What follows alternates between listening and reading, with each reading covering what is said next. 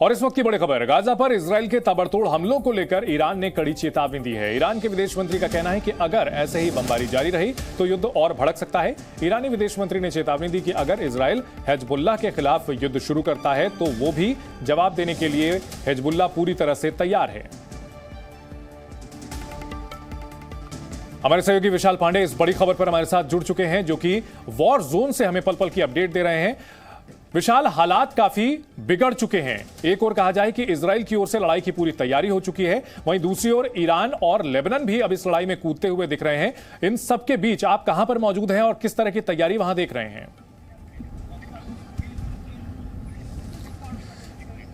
देखिए, इस वक्त मैं गाजा बॉर्डर पर युद्ध के सीधे मैदान में मौजूद हूं और यहीं पर गाजा बॉर्डर पर इजरायली सेना की पूरी तैनाती है और यहां टैंक्स को तैनात कर दिया गया, क्योंकि जो अल्टीमेटम इजराइल की तरफ से नॉर्थ गाजा में दिया गया है खाली करने को, उसके समय भी पूरा होने में बहुत ही कम समय बचा हुआ है। जल्द ये अल्टीमेटम पूरा होने वाला है और ऐसी स्थिति में इजराइल ग्राउंड ऑपरेशन के माध्यम से हमास के आतंकी ठिकानों को नष्ट कर सकता है। और आप देखिए, क्योंकि बीच बीच में लेबनान की तरफ से जो हिजबुल्लाह आतंकी संगठन है वो भी इजराइल पर हमले का प्रयास कर रहा है। इसके साथ ही यहां पर ईरान हिजबुल्लाह और हमास दोनों को समर्थन करता हुआ नजर आ रहा है। जहां पर मैं मौजूद हूं, ये पूरा इजराइल में गाजा बॉर्डर का एरिया है और ठीक हमारे उस तरफ गाजा पट्टी है, जहां पर 500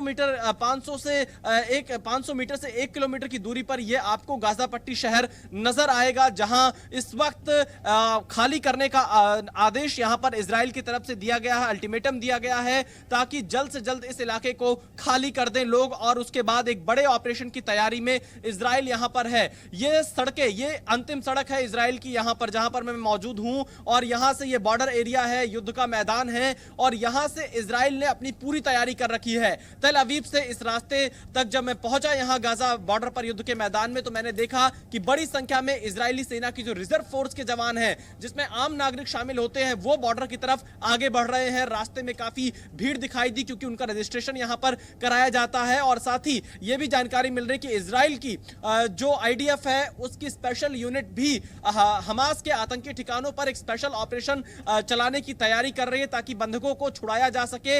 लगभग 120 की संख्या में इजरायली नागरिक इस वक्त हमास के कब्जे में हैं, जो कि गजा पट्टी के इलाके में बंधक बनाए गए हो सकते हैं और ऐसी स्थिति में इजराइल उन्हें छुड़ाने के लिए अपनी स्पेशल यूनिट को ग्राउंड पर भेज सकता है और यह स्पेशल ऑपरेशन किसी भी वक्त अंजाम दिया जा सकता है। लेकिन फिलहाल इजराइल एक बड़े हमले की तैयारी में है हमास के आतंकी ठिकानों पर। जी बिल्कुल। और विशाल, इस बीच इजराइल की ओर से दावा किया जा रहा है कि उसने हमास के 2 बड़े कमांडरों को ढेर कर दिया है। इसमें वो कमांडर भी है, नुकबा फोर्स का जो चीफ है, जिसने कि इस पूरे हमले को प्लान किया था और मास्टरमाइंड की तरह इसे अंजाम दिया था।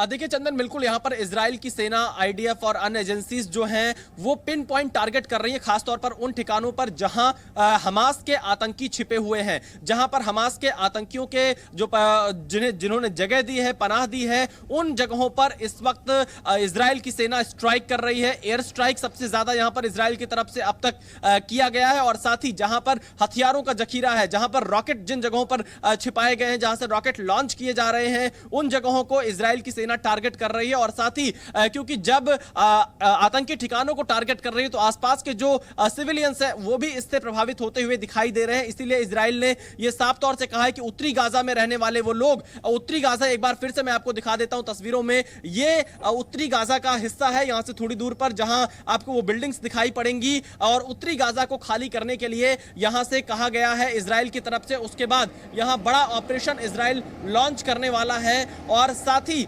यह कहा जा रहा है कि जो आईडीएफ है यानी इजरायली डिफेंस फोर्सेस, उसने अपनी पूरी तैयारी कर ली है हमास के आतंकी ठिकानों को खत्म करने के लिए और अमेरिका इस वक्त इजराइल के साथ खड़ा होता हुआ दिखाई दे रहा है। अमेरिका के विदेश मंत्री सबसे पहले यहां पहुंचते हैं और मुलाकात करते हैं प्रधानमंत्री से और यहां के विदेश मंत्री से। कल अमेरिका के रक्षा मंत्री इजराइल में मौजूद थे, तेल अवीव में उन्होंने कई मुलाकातें की और उसके बाद इजराइल ने यह कहा कि हमास और आईएसआईएस एक जैसे हैं, जैसे आईएसआईएस को खत्म किया है वैसे ही हमास का खात्मा करेंगे। और एक बड़ा डेवलपमेंट यहां पर यह है चंदन कि अमेरिका के विदेश मंत्री इजराइल के बाद सीधे कतर गए, जहां पर उन्होंने वहां के प्रधानमंत्री से मुलाकात की और साथ ही उन तमाम चीजों पर चर्चा की है जो बंधक सिचुएशन है उसको कैसे यहां पर सही किया जाए, कैसे बंधकों को छुड़ाया जाए। एक बार मैं तस्वीरें और दिखा देता हूं चंदन। ये राइट साइड में ये पूरा यहां पर अभी इजरायली सेना अलग अलग जगह पर तैनात है।